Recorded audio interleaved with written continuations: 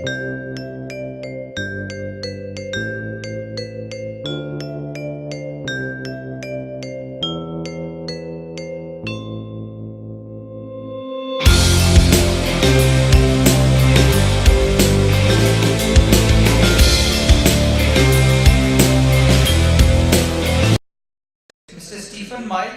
is the Chief Technology Officer of CA Technologies and looks after Asia Pacific and Japan business.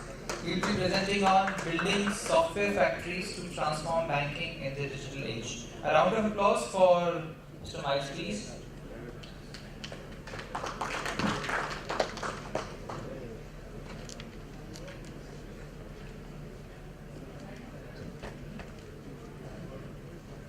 Thank you.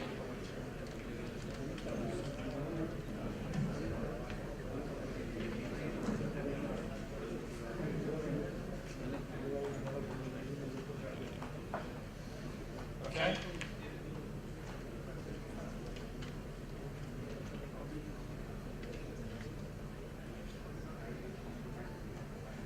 All right, very good. Well, I think the last speaker said that you were about to break for lunch. So I either am lunch, or there is no lunch, or you're supposed to get your lunch and bring it back in. I'm not sure which.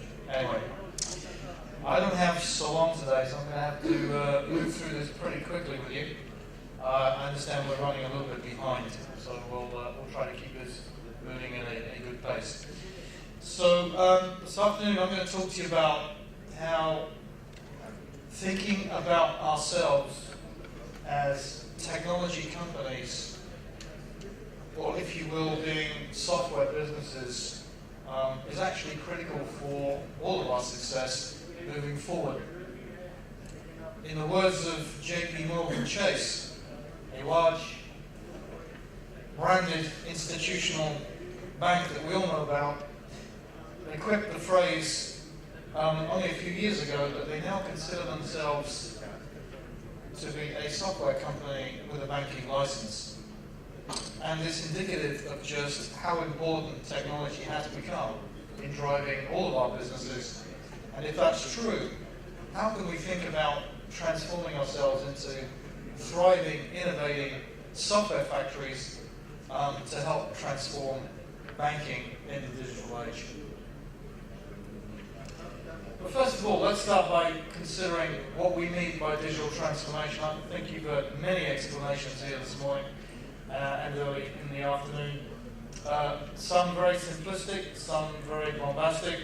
I like to think about digital transformation just simply being explained by it is the opportunity for every business to be reimagined and transformed by digital technologies to accelerate from great ideas to successful outcomes. And why that's important is because when we think about ourselves as a business, the world has changed. There are three major forces of change which are coming against all financial institutions in a common confluence. One is economic, partly forced in many cases by the general global economics, but particularly here in India today, driven indeed by governments, driven by regulatory authorities which are creating new ways and accelerating new ways of the possibilities of doing business in the banking and finance markets. At the same time, our markets have become larger, they've become truly global. It's very easy for foreign players to come in and play in your market, disrupt the market, offer new services and products from a banking perspective and disrupt your business. At the same time, we think about the digitization of business, which just simply says that IT is now not just supporting the business or optimizing the business, but quite frankly is the business. And if that's true, how can we take advantage of great new disruptive technologies like API technology, like Agile, like cloud, like containerization, like open source, and make that work in today's business?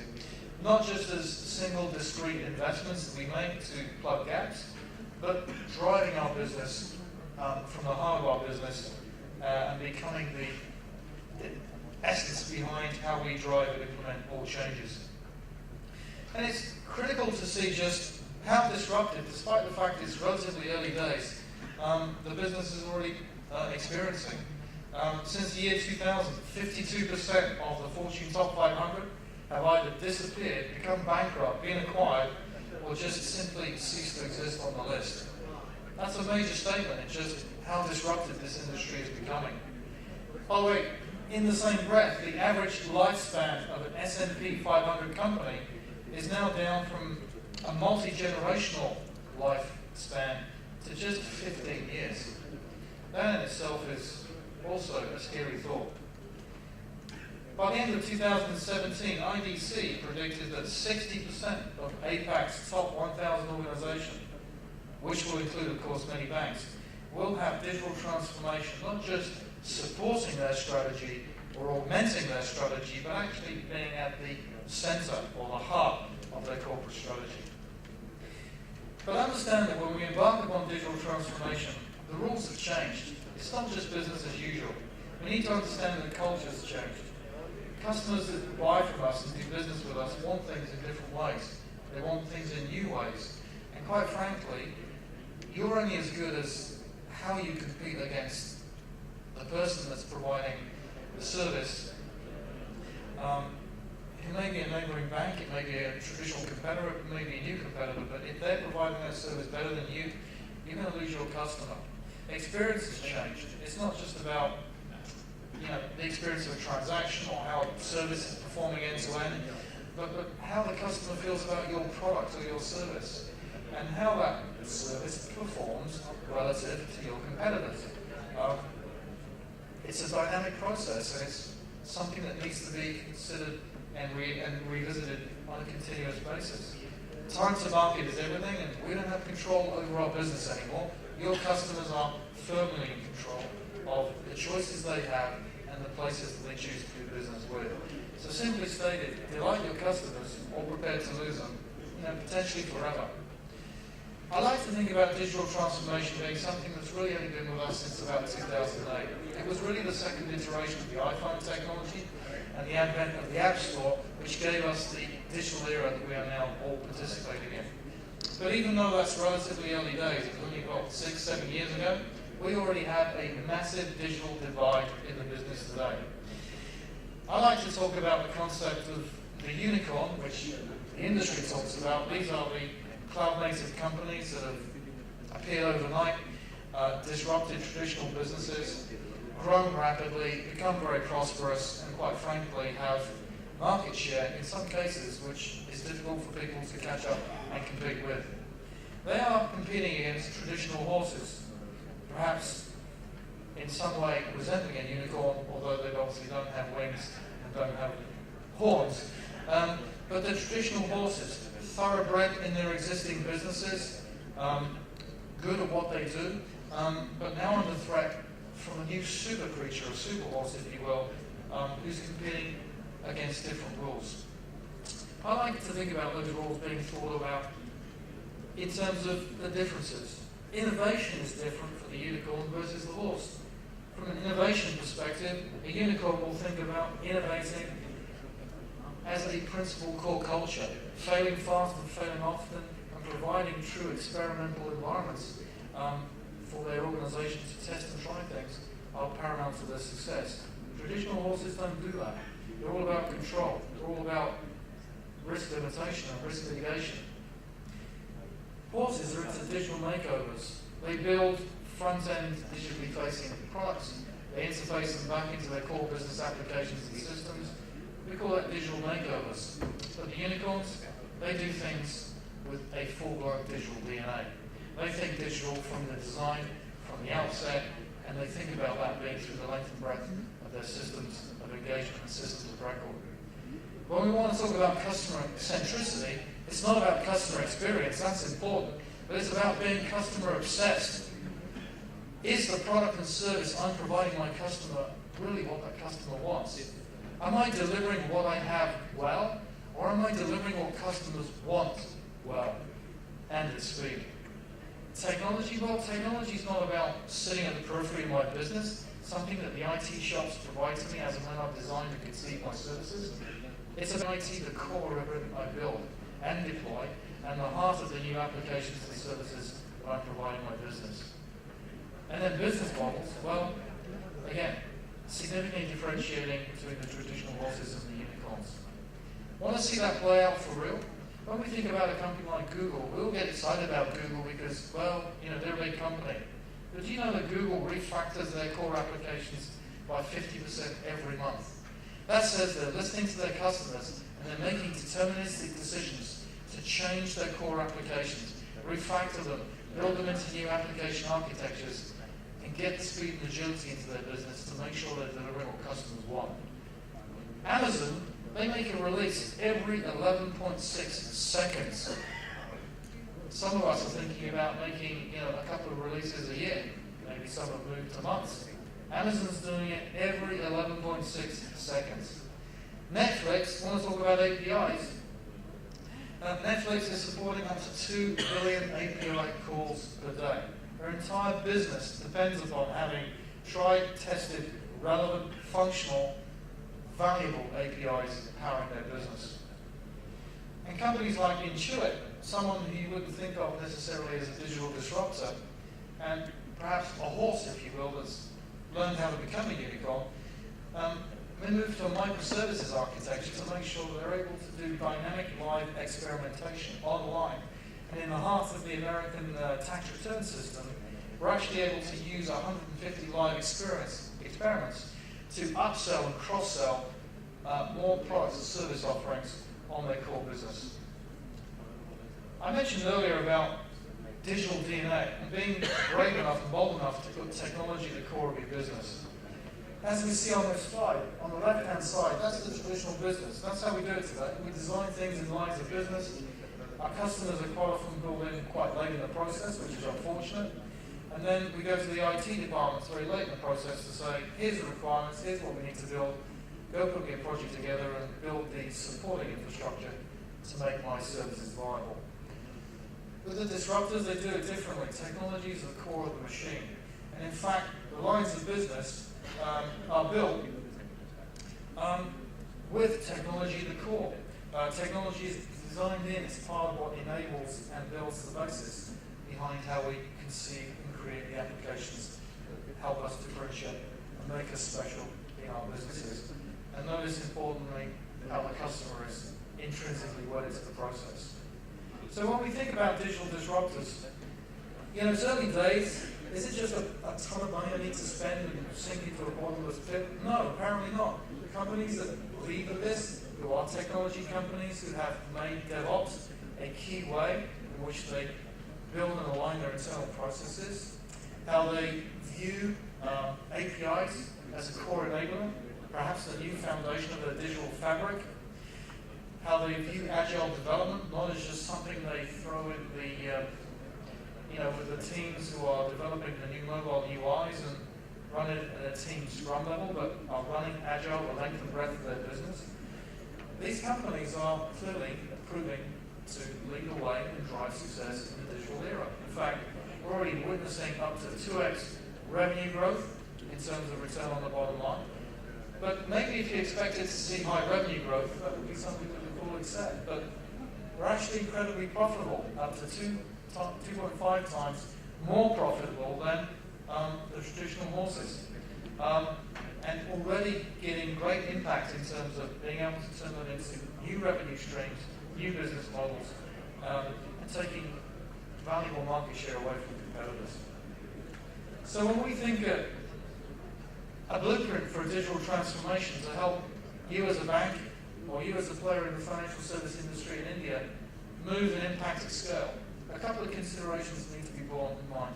One is, you're not going to get very far unless you think about customer journeys. We heard many speakers talk about that this morning. Because we're connecting to more people. We're thinking about building multiple channels in our business, not just to have more points of connectivity, but treating that customer with the different touch points to our business with an intelligent interaction. Recognizing where he comes into our business, where he's changed through the different handoff points during the course of the day even, and treating that customer with intelligence, with knowledge, and with some sequence. Understanding that as he touched different touch points, and as more and more of that experience with him, with our business, thinks about doing that interaction online, it's less about going to a branch, it's less about talking to an agent, it's more about potentially doing that through, from start to finish. We need to think about the richness of that customer journey. How great was that experience? Where did he spend most of the time? Where was the point where he left us in a transaction? Where was the point in the process that seemed difficult for him and became the point where it was obviously a problem and perhaps an area that we need to address? So customer journeys and managing customer journeys through the lenses of experience from an end-to-end perspective become crucial. Then we need to think about the duality of value with APIs. APIs create the new marketplaces. They give you the ability to think about conceiving and building new business models that are going to set you apart in your business. They give you the opportunity to think about unbundling certain parts of your business because it makes sense to partner up with somebody else. Building greater ecosystems of value which are co-created and co-shared give both parties the ability to build bigger marketplaces and grow revenue and think about your business in different ways. Yet at the same time, APIs play a crucial role in modernizing the architectures which underpin the very success of what we're trying to build.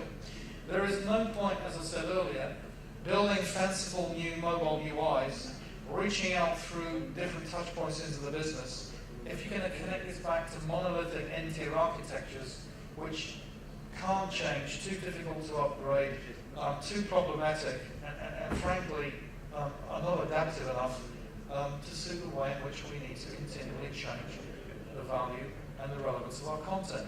So APIs play a very valuable role in building new modern architectures, RESTful API architectures that become the foundation of a digital transformation. At the same time, then we need to think about Agile differently.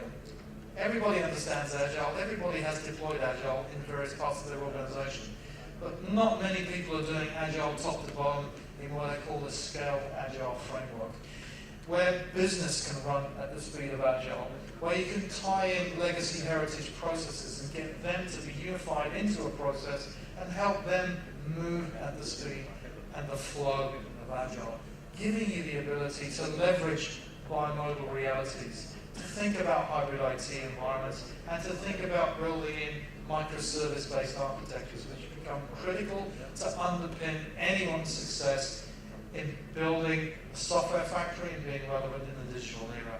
And that's quite frankly how you can leverage the new technology enablers that I spoke about earlier, DevOps, Agile API, platform as a service, containerization, open source technologies, etc. And that's how you get to build fast, stable, trusted, relevant applications which give you the heart of the ability to build and think about your business as a thriving innovation factory, developing great, disruptive, highly differentiated business applications. I mentioned about microservices. I'm very passionate about microservices. You'll get a lot from that when you speak to me, but it's very important we understand the value of that. Every disruptor that we talked about earlier, you can think about Amazon, you can think about Airbnb, Uber, you can think about Netflix. But I'll tell you, one thing they have in common, they've all moved aggressively and built microservices architecture. What does that simply mean? It simply means that they've got away from building and deploying single monolithic end-tier architectures, which in short, work well, great, everybody understands it, lots of great practices around the industry that supports it, but they're very difficult to change. Highly unadaptive, highly inflexible, highly problematic when you think about changing the building scale. When you think about the microservices approach, we just simply take that business logic, we refactor it, we break it down into smaller, independent, isolated pieces of code. They're highly composable, they're highly replaceable, they help us think about building business logic at scale. If you want to iterate with your customers quickly in an agile process to build things they want, not what you have, and iterate and build that into the business value and logic you're providing in your services, you cannot do it without a microservices architecture. And you need to think about that, not just in terms of the business applications and systems that you provide, but how you work with those valuable parts of that expanded ecosystem I talked about as you think about connecting to other extended parts of the value chain. If parts of your system and application don't work, if they're buggy, if they have performance issues, if they have dependencies on other applications which are slowing them down, they will break and interrupt with the value of those co-created services that you have in the expanded universe. So the quicker you move to microservices architecture, you can get the speed and agility that makes a difference in your business. And when you think about APIs not just as a piece of connectivity tissue, but think of them as a business product. Do you think Amazon thinks about APIs as a piece of infrastructure connectivity? No, they don't. They think about APIs as their product. APIs power Amazon. They make Amazon what makes Amazon successful today. And in so doing, we as software businesses need to think about the power of APIs as products that we don't just horizontally support as part of infrastructure. We build capabilities into every single line of business. And we need to think about how they work from a functional perspective end to end. The unicorns also think about platforms and not transactional systems. They think about co-creation, collaboration, and cooperating. They think about co-sharing. It's the bigger piece, it's the bigger market, it's the bigger value that makes a difference. Focus on what we're good at, focus on what we can do well. Don't see fintech as necessarily an opportunity for someone to come and destroy your business. Think about them as opportunities to partner. Think about them as opportunities to perhaps get them to do things that you don't do so well, because that frees you up to go and focus on something else. Unbundling in the digital era is a good thing. Unbundling is going to make us successful because it enables us to focus on what we do well and do it in a good way. And think about the realities of bimodal. We're not going to be able to move to new mode to microservices, PaaS-based architectures overnight. We're not going to be able to put things in containers overnight. There will be certain parts around application services that make sense to do that with, but maybe our core banking applications, they're going to reside in our traditional environments.